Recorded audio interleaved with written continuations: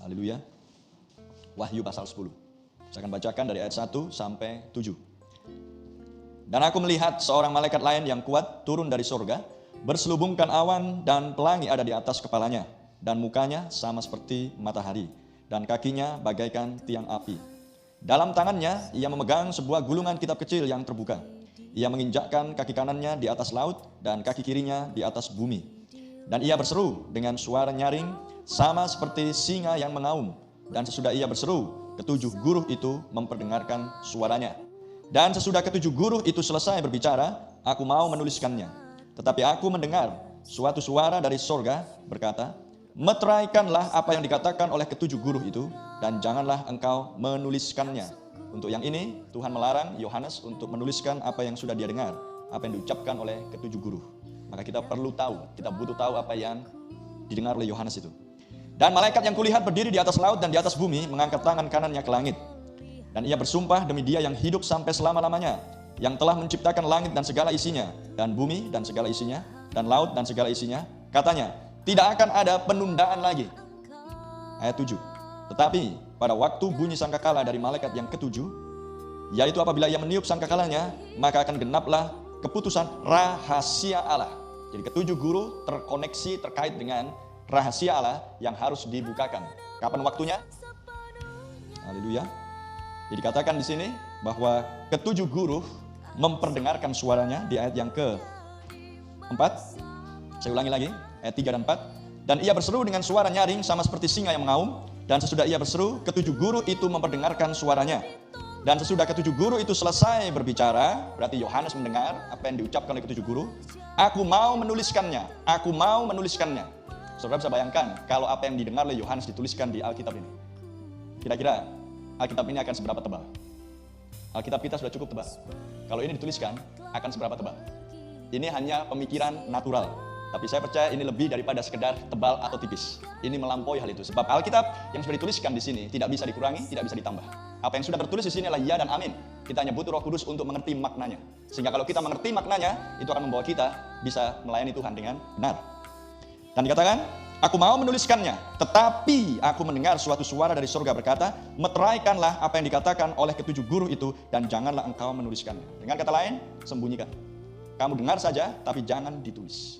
Apakah kita rindu untuk mengetahui apa yang dulunya didengar oleh Yohanes? Sebab perkataan yang diucapkan oleh ketujuh guru itu tidak lain adalah perkataan Tuhan kita Yesus Kristus. Kita lihat di Wahyu pasal 1.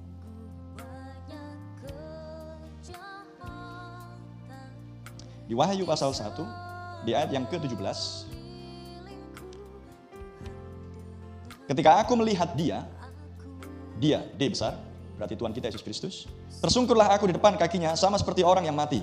Tetapi ia meletakkan tangan kanannya di atasku, lalu berkata, jangan takut, aku adalah yang awal dan yang akhir. Siapa dia?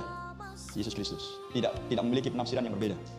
Dan yang hidup, aku telah mati, namun lihatlah, aku hidup sampai selama-lamanya, dan aku memegang segala kunci maut dan kerajaan maut. Karena itu, tuliskanlah apa yang telah engkau lihat, baik yang terjadi sekarang maupun yang akan terjadi sesudah ini. Amin. Jadi Yesus memberikan perintah kepada Yohanes, apa yang kamu lihat, tuliskan semuanya. Baik yang terjadi sekarang, berarti di zaman Yohanes.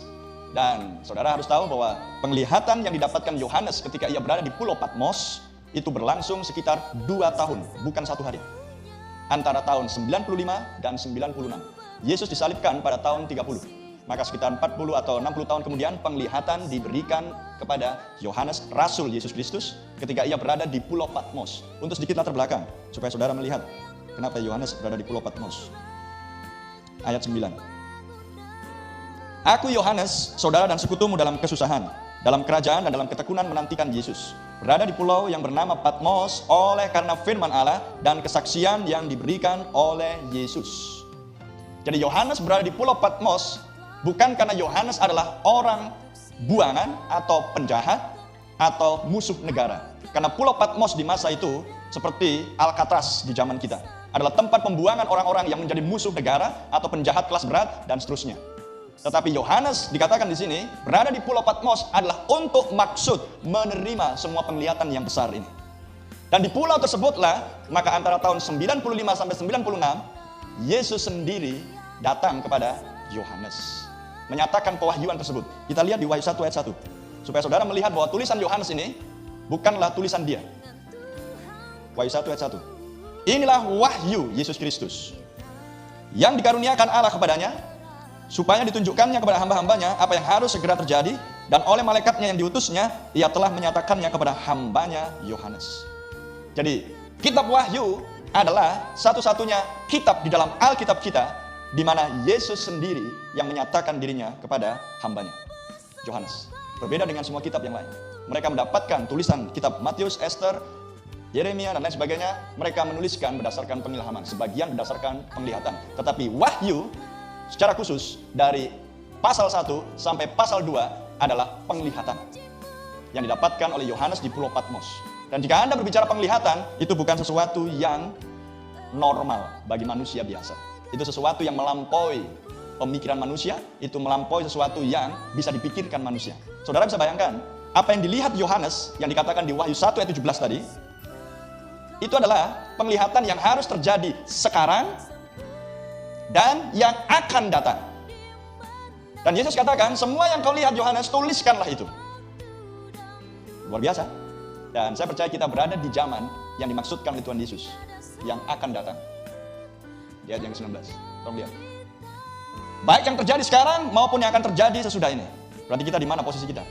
Kita berada di posisi yang akan terjadi. Kita berada di tahun 2018. Sekitar 1900 tahun sudah berlalu semenjak Yohanes mendapatkan penglihatan dan diberikan oleh Tuhan kita Yesus Kristus. Lantas, apa rahasianya? Seperti yang dikatakan di Wahyu 10 tadi. Apa misterinya? Seperti yang dikatakan di Wahyu 10 ayat 7. Tolong munculkan. Apa rahasianya? Dan apa kaitannya dengan ketujuh guru? Tetapi pada waktu bunyi sangkakala dari malaikat yang ketujuh, apabila ia meniup sangkakalanya, maka akan genap keputusan rahasia Allah. The mystery of God should be finished. Misteri Allah akan diselesaikan pada waktu tampilnya malaikat yang ketujuh. Dan sekarang naik ke ayat 3 dan 4, Wahyu 10. Dan ia berseru dengan suara nyaring sama seperti singa yang mengaum, dan sesudah ia berseru, ketujuh guru itu memperdengarkan suaranya. Dan di ayat 4, meteraikanlah apa yang dikatakan oleh ketujuh guru itu, dan jangan engkau menuliskannya. Lantas, sudah sekitar berapa abad lamanya? Abad pertama Yesus tampil, dan sekarang kita berada di abad 21. Berarti ada sekitar 20 abad. Dan apa yang Tuhan sudah kerjakan selama 20 abad, itulah yang menjadi misteri. Dan Tuhan memang sengaja jangan tuliskan Yohanes. Sebab aku akan bukakan rahasia ini, apa yang akan ku kerjakan sesudah kebangkitanku. Perhatikan baik-baik. Aku akan mengerjakan sesudah kebangkitanku dan sesudah turunnya Roh Kudus. Maka Anda hanya mendapatkan cerita di Alkitab sesudah turunnya Roh Kudus. Roh Kudus turun pada tahun 33 di loteng Yerusalem, dan 120 orang murid dipenuhi oleh Roh Kudus. Ada amin? Dan kemudian Injil tersebar, dan kemudian dituliskanlah kitab Kisah Para Rasul dan tulisan-tulisan para rasul, dan itu hanya berhenti sampai dengan tahun 96. Semua rasul yang lain mati, tinggal Yohanes yang masih tersisa. Saudara bisa cek di sejarah, Anda akan temukan sejarah ini. Dan ketika Yohanes dipulangkan dari Patmos, kemudian dia sampai ke Efesus, disitulah dia mengumpulkan semua surat-surat para rasul dan menjadikan perjanjian baru. Amin. Dan sekarang ketika Rasul Yohanes, dia seorang yang tersisa dari 12 rasul, dan dia seorang, Wahyu 1, yang kepada dia Yesus berkata, tuliskan semua yang kau lihat. Dan kemudian Yohanes mati juga, tetapi meninggalkan tulisan, dan juga tulisan Petrus, Yakobus, Yudas, Paulus, dan seterusnya. Lantas, sesudah rasul yang terakhir mati, tidakkah itu menjadi misteri? Amin. Tidakkah itu menjadi misteri?